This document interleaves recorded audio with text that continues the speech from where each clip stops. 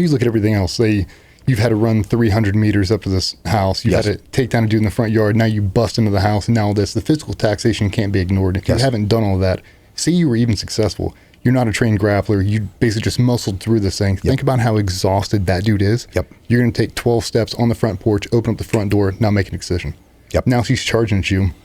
Is it a cell phone in her hand or is it a knife?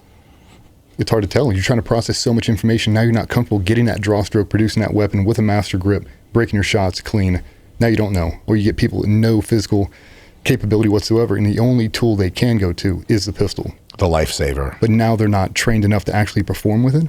And now, you got the court of public opinion is going to be against you. You're going to be in front of the man. You'll be on CNN and Fox News. You have a bad shoot, and now you look at the fact that most police departments are shooting 250 rounds a year or less. 250 bullets out of the gun total per year. Depending on who you talk to, that's probably high for a lot of people. A lot of police officers have to do a call it once a quarter. So 4 times a year, they'll actually shoot. And those tests, in my opinion, aren't very hard. You'd be surprised how many people don't pass them. And it's not their fault.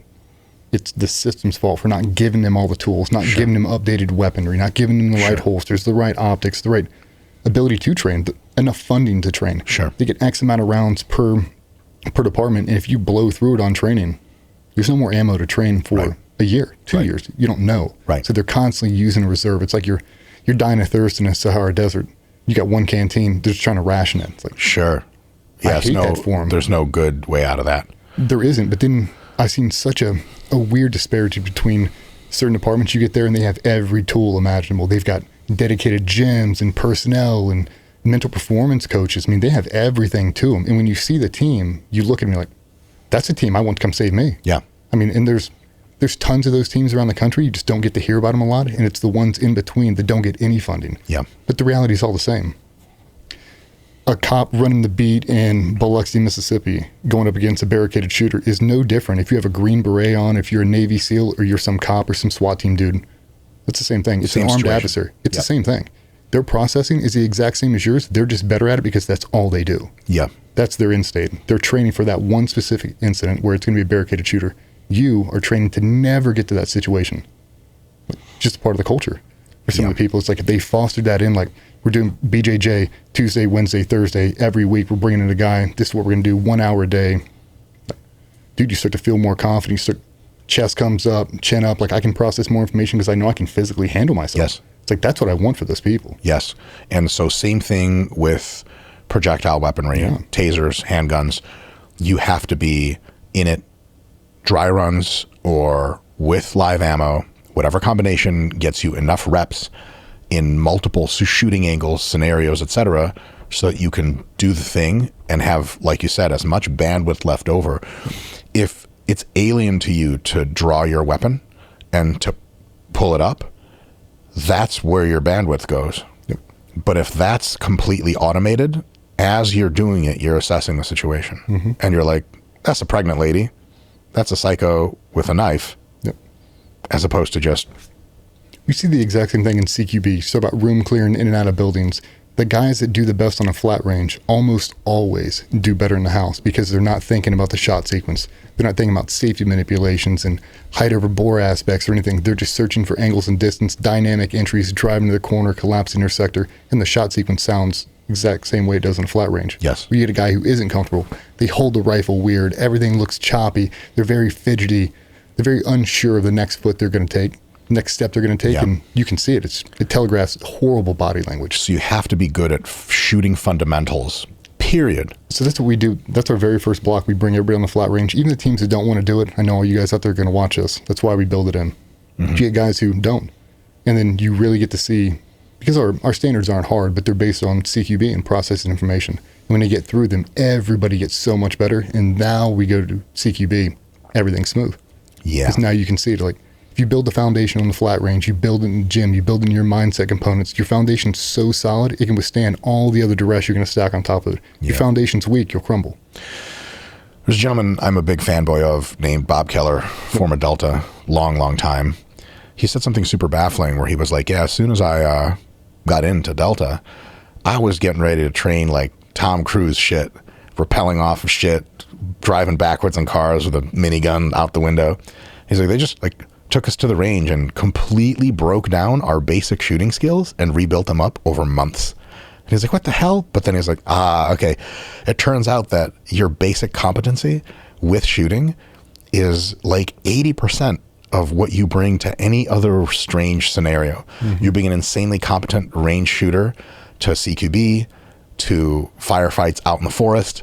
They're like, but for a few nuances, they're solid. Yeah. But if you don't know how to pull your weapon up, sight picture, etc., if that part's tough for you, the forest just makes it 10 times tougher. And that Absolutely. Very basic thing you have to rely on is just not there for you. True. I mean, it is. Like when we went through selection and training, it's not uncommon. We do a huge CQB block. It's basically 8 weeks long. And we get down there on day one, and it's dry pistol entries, 2-man entries. And you do this whole build-up. And then every day on a flat range, you're shooting somewhere between 2,000 and 2,500 rounds per weapon system every single day. Just a little bit more than the average police officer gets to shoot there. But then they maintain that all the way through. So you have shooting coaches, that's all you do. And there's no whiz-bang drill. And that's what I tell the guys when we come out to train. If you think What's a whiz-bang drill? It's a drill you make up in your mind you think that Oz created. And once you do this one drill, you're going to hit some Bob Keller status. There isn't. There's just the foundations that are done at a super high level, regardless of whatever terrain you have to navigate, whatever pouch you have to navigate. The foundations and the baseline average is so high, it can withstand all the other bullshit. This is a little bit of a preview of where we get to in a second, but this is really actually super good news. Another piece of good news I have to layer into this is when you're training for grappling as a police officer, let's say, or as a person in the military, you don't need to train an arsenal of different moves, different guard entries, different takedowns and judo throws.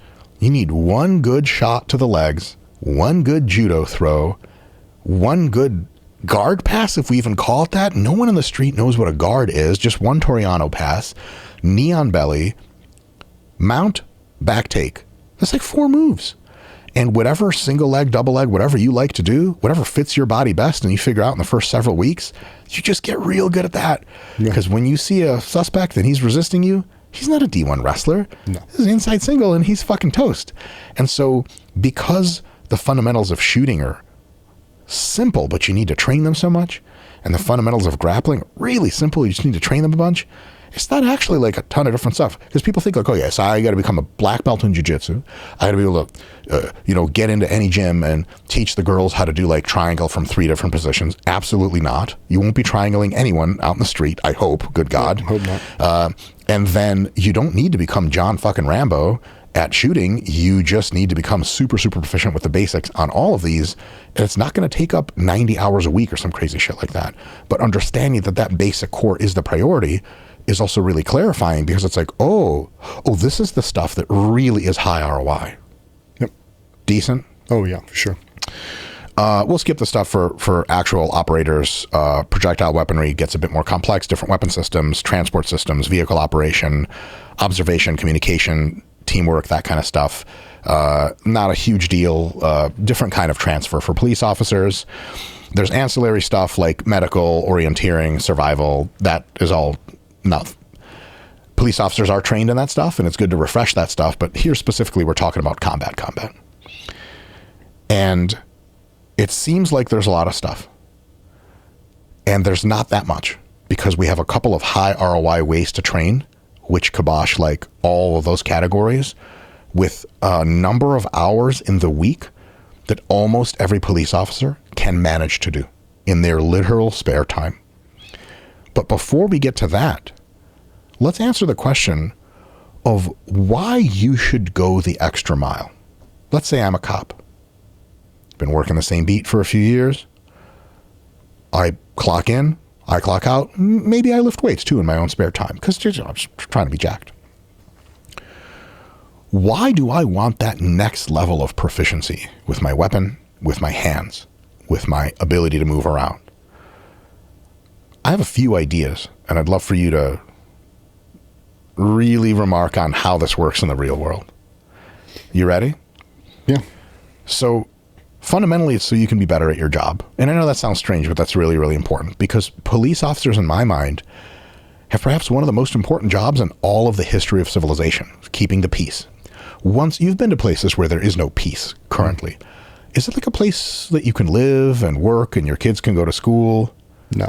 Without peace, nothing exists that's worthwhile, more or less. Nothing you'd want to go to. Nothing you want to go to, unless you really like gunfights, and then that's exactly where you want to go. Yeah.